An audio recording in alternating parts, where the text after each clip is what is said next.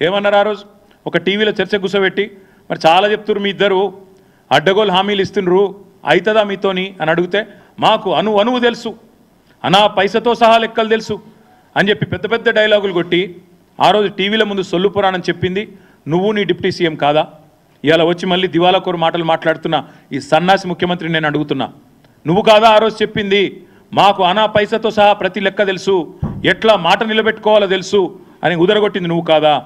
ఆ రోజు దొంగ లెక్కలు, ఈరోజు కాకి అరుపులు. అందుకే మేము అనేది దమ్ముంటే అప్పులపై కారుకూతలు కాదు, నీ అసమర్థ పాలన పైన శ్వేతపత్రం విడుదల చెయ్యి. నువ్వు చేసింది ఏందో చెప్పు. నువ్వు చేసింది ఏంది నిజానికి ఈ సంవత్సరంలో? కేసీఆర్ ఇచ్చిన ఉద్యోగాలు నీ ఖాతాలో రాయించుకుంటావు. నువ్వు ఎన్ని ఉద్యోగాలు ఇచ్చినా మొత్తం తిప్పి కొడితే 12,000 ఉద్యోగాలు ఇచ్చిండు రేవంత్ రెడ్డి. సంవత్సరంలో 2 లక్షల ఉద్యోగాలని చెప్పి దివాలాకోరు మాటలు చెప్పి గద్దెనెక్కిన కాంగ్రెస్ సంవత్సర కాలంలో ఇచ్చింది. రాహుల్ గాంధీకి రేపు ఎల్లుండి ఉత్తరం రాస్తా, మొత్తం నీ బండారం ఏందో నీ కథ ఏందో ఆయనకు తెలియదని నేను అనుకుంటలేను, కానీ తెలిసినా తెలియనట్టు యాక్టింగ్ చేస్తున్నాడు. ఆయన కూడా స్వాతిముత్యం యాక్టింగ్ చేస్తున్నాడు కాబట్టి ఆయన బండారం నీ బండారం బయట పెట్టాలి కాబట్టి చెప్తున్నా. నీ రాహుల్ గాంధీ అన్నట్టు ఆయన మీ నాయకుడు అశోక్ నగర్కి వచ్చిండు, మొదటి సంవత్సరంలో 2 లక్షల ఉద్యోగాలు ఇస్తా అని చెప్పి తెలుగులో ట్వీట్లు పెట్టిండు, నమ్మబలికిండు, తెలంగాణ యువతను మోసం చేసిండు. నీ ప్రభుత్వం వచ్చినాక నీ ఇప్పటిదాకా ఇచ్చింది సంవత్సరంలో 12,000 చిల్లర ఉద్యోగాలు మాత్రమే. ఇంకా 1,87,000 ఉద్యోగాలు నీ ప్రభుత్వం బాకీ ఉంది తెలంగాణ యువతకు. అందుకే నేను అనేది రేవంత్ రెడ్డి నిన్ను వదిలిపెట్టం, నువ్వెన్ని తప్పుడు కూతలు కూసినా నిన్ను వదిలిపెట్టే సమస్య లేదు. ఉద్యోగాలు ఇచ్చింది కేసీఆర్, అవి నీ ఖాతాలో వేసుకునే ప్రయత్నం చేస్తూ ఉన్నాం. రుణమాఫీ బోగస్ అని తేలిపోయింది, రైతులు ఏ ఊరికి పోయినా తిరుగుతూ ఉన్నారు, కాలేదు 2 లక్షల లోపు కూడా కాలేదు. నాకు పొద్దున్నే నరేందర్ రెడ్డి అని రిటైర్డ్ టీచర్ పెద్ద మెసేజ్ పంపిండు, సార్ నాది కానే కాలేదు, ఇది నా ఫోన్ నెంబర్, ఇది నా అకౌంట్ నెంబర్, దగ్గర మాట్లాడండి అసెంబ్లీలో అని పొద్దున్నే మెసేజ్ పంపిండు. ఒకటి కాదు, నీకు చేతనైతే దమ్ముంటే ఊరూరిని అడుగు తెప్పించుకో వివరాలు. ఎక్కడ కూడా రుణమాఫీ పాక్షికంగా అయింది తప్ప పూర్తిగా కాలే. 49,500 కోట్ల కాడ మొదలైంది కథ. ఇవాళ నువ్వు 20,000 కోట్లతో ముగించినా అని చెప్తున్నావు. ఆ 20,000 కూడా పడలే, 20,000 కోట్లు కూడా పడలే. నీ బట్టి విక్రమార్క నీ ఫైనాన్స్ మినిస్టర్ చెప్తున్న ప్రకారమే 11-12,000 కోట్లు దాటలే. ఇది వాస్తవం. రేవంత్ రెడ్డి తెలుసుకో, అందరి ప్రజలను రైతులను పిచ్చోళ్ళని చేసినట్టు మాట్లాడు బంద్ చేయి. డబ్బు సంచులతో దొరికిన దొంగనే కదా దొంగ అని అరిచినట్టు ఇవాళ మళ్ళీ ఇష్టం వచ్చినట్టు మాట్లాడుతూ ఉన్నాడు. ఒకవైపు విజయోత్సవాలట. ఎందుకు విజయోత్సవాలు? రైతుల ఆత్మహత్యలు పెరిగినందుక, ఆగిపోయిన నేత కార్మికుల ఆత్మహత్యలు తిరిగి ప్రారంభమైనందుక, లేదా 48 మంది గురుకులాల్లో చచ్చిపోయే పరిస్థితులు కల్పించినందుక, లేదా 50 మంది పైచిలకు ఆటో డ్రైవర్లు ఆత్మహత్యలు చేసుకునే పరిస్థితిని వారికి తీసుకొచ్చినందుక, ఇచ్చిన మాట తప్పినందుక, లేదా మొత్తం రాష్ట్రాన్ని అతలాకుతలం చేసినందుక, దేనికి? అందుకే మేము అనేది తెలంగాణలో మళ్ళీ ప్రభుత్వ హత్యలు ప్రారంభమైనాయి. ప్రభుత్వ హత్యలు అంటున్నా నేను, నీ మాట నేనే వాడుతున్నా, నువ్వే అన్నో గతంలో. ఉద్దేశపూర్వక క్రిమినల్ నెగ్లిజెన్స్ వల్ల ఎవరు మరణించినా అది ప్రభుత్వ హత్యనే అని ఆనాడు ప్రతిపక్షంలో ఉండి మీరే చెప్పినారు. అందుకే నేను అంటున్నా, ఇవాళ చనిపోయిన గురుకుల పిల్లలు ప్రభుత్వ హత్యలే, మొన్న చనిపోయిన శైలజది ప్రభుత్వ హత్యనే, చనిపోయిన ఆటో డ్రైవర్లన్నీ ప్రభుత్వ హత్యలే, చనిపోయిన రైతులై ప్రభుత్వ హత్యలే, బలవన్మరణానికి పాల్పడ్డ ఆత్మహత్యలు చేసుకున్న నేత కార్మికులై ఖచ్చితంగా ప్రభుత్వ హత్యలే.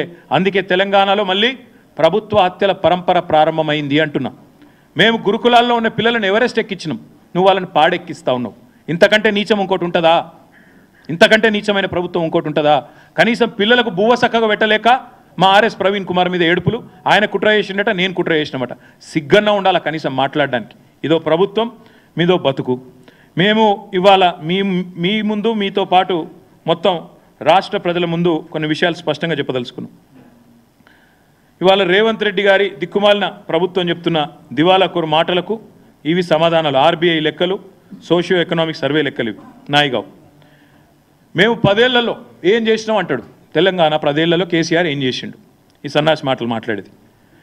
మేము దివ్యమైన తెలంగాణగా మేము మార్చినాం, లెక్కలతో సహా నేను చెప్తా.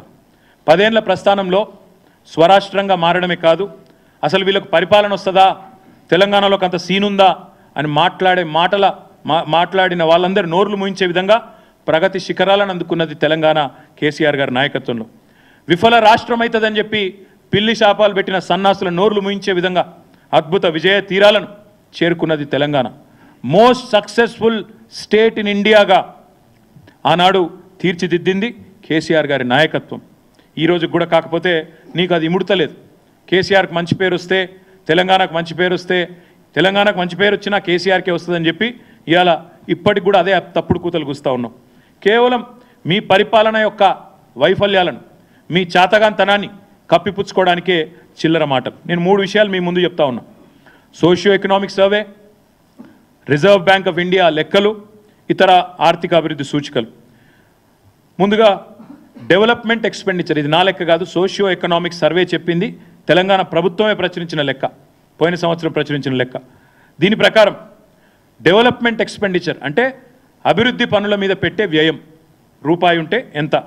తెలంగాణలో మేము చేసిన మొత్తం నికర ఖర్చులో 10 ఏళ్లలో అభివృద్ధి కోసం పెట్టిన ఖర్చు 74%, 74% is development expenditure. This is the highest in the country for any state. ఇది మూర్ఖులకు, ఇక్కడ ఉండే సన్నాసులకు, కాంగ్రెస్ సన్నాసులకు తెలియకపోతే మేము చేయగలిగింది చదువుకోవాలి.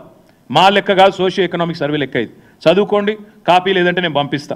100 రూపాయలు ఖర్చు పెడితే 74 రూపాయలు డెవలప్మెంట్ మీద ఖర్చు పెడితే దాన్ని తప్పులు మాట్లాడితే ఏమనాలి మిమ్మల్ని నేను.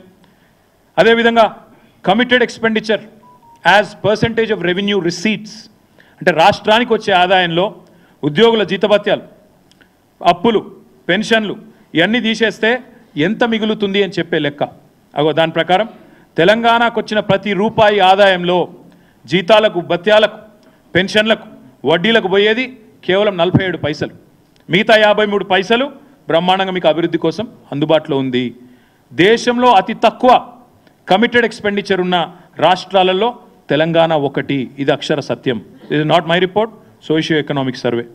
47 పైసలు పోతే ఇంకా 53 పైసలు మిగులుతాయి కదా, అందుబాటులో ఉన్నాయి కదా, చేతనైతే ఖర్చు పెట్టచ్చు కదా. ఆ తెలివి లేదు. నోరు బారేసుకోవడం, పనికి మళ్ళీ కారు కూతలు కూయడం, ఇంకా మళ్ళీ మీదికెళ్ళి చిల్లర మాటలు. మాకు ఉన్నదంతా వడ్డీలు కడుతుంది పోతుంది, జీతాలకే పోతుంది, పెన్షన్లకే పోతుంది. అది కూడా మీకు తెలవాలి. దయచేసి నేను పత్రికా మిత్రులను కూడా కోరుతా ఉన్నా. వాళ్ళు ఏ సొల్లు పడితే ఆ సొల్లు వాగితే మీరు అదో బైబిల్లో స్క్రిప్చర్ అన్నట్టు లేకపోతే ఇంకోటి అన్నట్టు మీరు రాయడం చాలా దారుణం. యాజ్ ఇట్ ఈస్ ప్రచురించడం, ఫ్యాక్ట్ చెక్ చేయకుండా చాలా దారుణం. దయచేసి నేను చెప్పేదానిలో కూడా తప్పుంటే ప్లీజ్ ఫ్యాక్ట్ చెక్. వాళ్ళు చెప్పేదానిలో తప్పున్నా ఫ్యాక్ట్ చెక్ చేయండి. ఆపోజిషన్ చెప్పేదైనా, గవర్నమెంట్ చెప్పేదైనా అవి వేదాలు కాదు, అవేం బైబిల్ సూక్తులు కాదు, అవేంలో ఖురాన్లోనో లేకపోతే ఇంకో దానిలోనో రాసిన గొప్ప విషయాలు కాదు. అందుకే మేము చెప్పేది, అసలు ఈ ముఖ్యమంత్రికి కానీ ఈ క్యాబినెట్ కానీ కనీస పరిజ్ఞానం, కనీస అవగాహన లేదు. వాళ్ళు మాకు అప్పజెప్పిపోయిన నాడు రాష్ట్రాన్ని 2014లో ఆనాడు అప్పజెప్పిపోయిన నాడు రెవెన్యూ సర్ప్లస్ 369 కోట్లు, 369 crores. ఈరోజు